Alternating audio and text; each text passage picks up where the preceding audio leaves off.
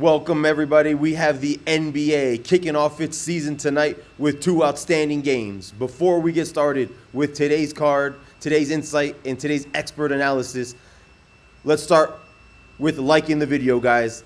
Like the video, subscribe to the channel if you haven't already. I'm bringing you guys insight and analysis each and every single day, winners each and every single day, and we're going to kick off the NBA season with a winner as well. We got two outstanding games on tonight's slate. Let's start with the very first game, and in my opinion, the better game on today's card. You got the Houston Rockets. Newly introduced Kevin Durant joining the Houston Rockets on the road at the defending champion, Oklahoma City Thunder. The line for tonight's game is the Thunder -6.5.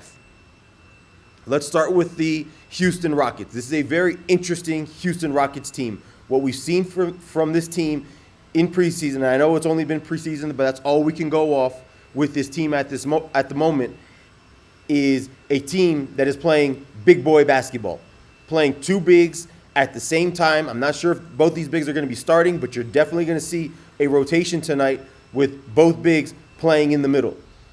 This is the antithesis of how most teams are playing basketball in 2025. You guys know how teams are playing these days. It's small ball, it's shoot the three, it's spread the floor, create open shots over the perimeter.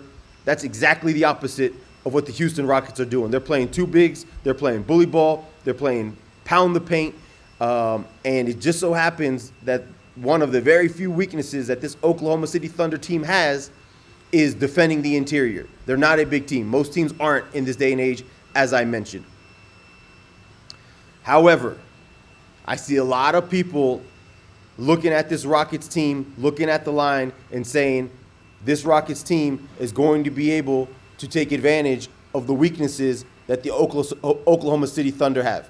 And there is some truth to that. I think you're going to be able to see this Rockets team give the Thunder a little bit of problems. But this is a four-quarter game, and these are the defending champions. It's banner night. It's in Oklahoma City. We know that this crowd is one of the biggest and best crowds in the entire NBA. The home court advantage that they offer to the Thunder is probably the biggest home court advantage in the entire NBA. You're getting the reigning defending champions at home on banner night, a team that's obviously a well-oiled machine against a brand new team only laying 6.5. 6.5, guys, is probably the most common number, if you will, in an NBA game for a home favorite. 6.5. That's the most common spread that you're going to see. It's kind of like a home team in the NFL laying 3 points. That's what 6.5 is in the NBA. In my opinion, that's a cheap price on the Oklahoma City Thunder for tonight. Yes, I do believe the Rockets are going to pose some threats to the Oklahoma City Thunder. Yes, I do believe from a defensive standpoint, the Rockets are going to be able to slow the Thunder down offensively. We've seen this Rockets team, as I mentioned in preseason, look pretty strong defensively. However, as I just said, this is a four-quarter game, and this Oklahoma City Thunder team, from a cohesive standpoint, obviously has been together far longer than this Rockets team. It's going to take this Rockets team some time to gel. And opening the season on the road against the most cohesive unit in the entire NBA is not where you want to begin.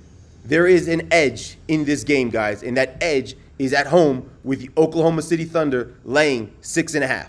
This is the play of the day, the best bet on the board for today. There are only two games that we're going to discuss. This is one of them. It's the first one, and it's the best bet on the board. Give me the Oklahoma City Thunder at home -6.5. I wouldn't be surprised if it's tight early. The Rockets give them a little bit of a fight for the first two, maybe three quarters, but come the end of the game, we know how NBA games go. It's four quarters, it's ups and downs, it's peaks and valleys. Both teams go on runs. The end of the game, the Oklahoma City will win this game probably somewhere in the neighborhood of around double digits.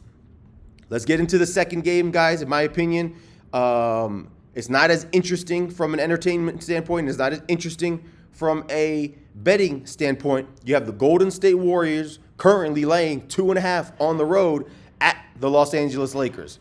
Obviously, you got Jimmy Butler with the Golden State Warriors. If I'm not mistaken, this team was somewhere in the neighborhood of around 20-2 with Jimmy Butler on their team last season. They obviously acquired him during the second half of the season, and they were 20-2 with him, part of that team, with Curry and Draymond Green. The Los Angeles Lakers, as you guys know, don't have LeBron James for tonight. He's got an injury. He's going to be out for the first couple of weeks of the season. He obviously won't be playing tonight, and you got newly acquired Luka Doncic running the show for the Los Angeles Lakers.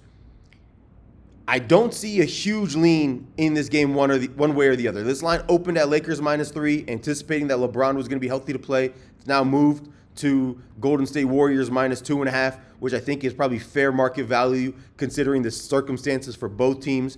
If you forced me to kind of make a decision and a lean one way on this game, I probably slightly lean to the Golden State Warriors to win this game.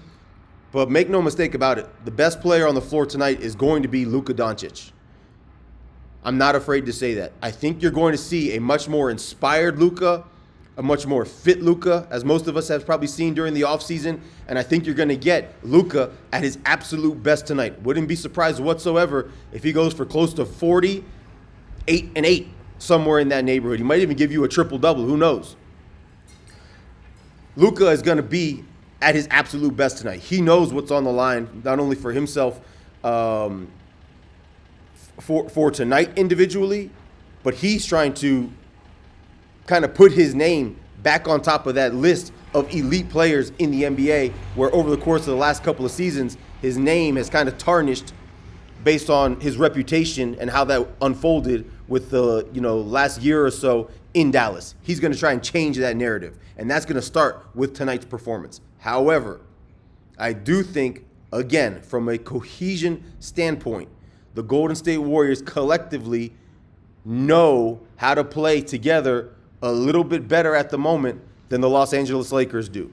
I think it's going to take a little bit of time for Luka to kind of embed himself into that team, running that team completely on his own.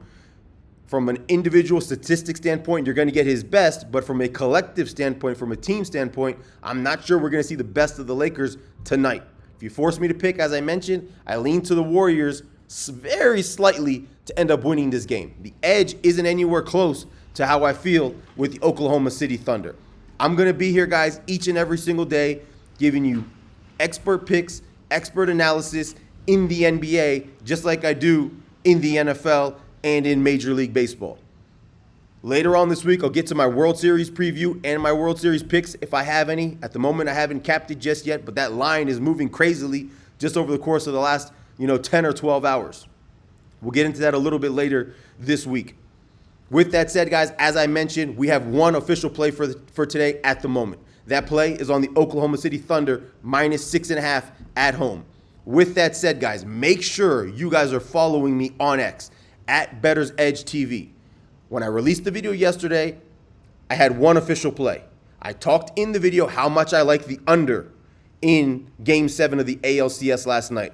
About 45 minutes prior to the first pitch, because of the way the line was moving in favor of the over, I took the under 8 yesterday. I got the under 8. The line was 7.5. I bought it up to 8. I didn't need to, but I ended up buying it up anyways, and I got it at a price that gave me the edge that I was looking for.